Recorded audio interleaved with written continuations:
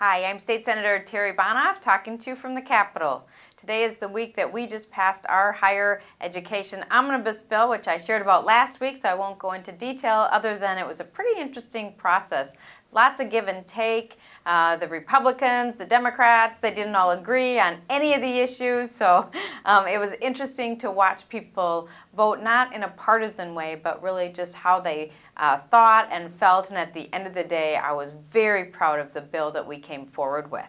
And today, I'm in E-12 for most of the day, talking about the education bill for really our youngest learners through high school. I'm particularly pleased that there will be a significant investment in early childhood. I worked for years on making sure that we offered low-income families scholarships so that those parents could choose where to send their kids to preschool, and giving those kids the same healthy start that the kids in higher income families have is so important, and so I'm very proud that that was put in the bill. There's also all-day K for school districts in the bill.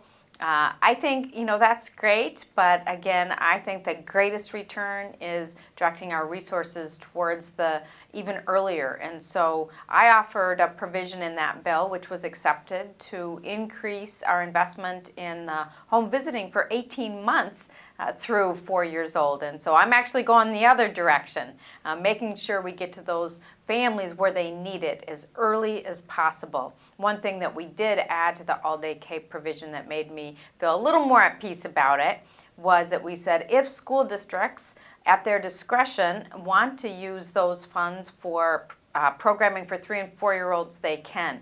And so I think by adding that flexibility that in fact that's really a pretty good compromise. I just left the floor where we voted on a pretty tough issue, an issue around radiation therapy services. Right now there's a moratorium that says that we can't expand and have more services for radiation providers. And this has been a debate at the legislature for a long time. I stood up on the floor and talked about that it really was not something I supported, and in particular I spoke of the new facility in Plymouth. We've got this beautiful, beautiful new facility that's got a 24-hour emergency room, and it's going to have the breast center. I'm not sure if it's operating yet or not, the breast cancer center.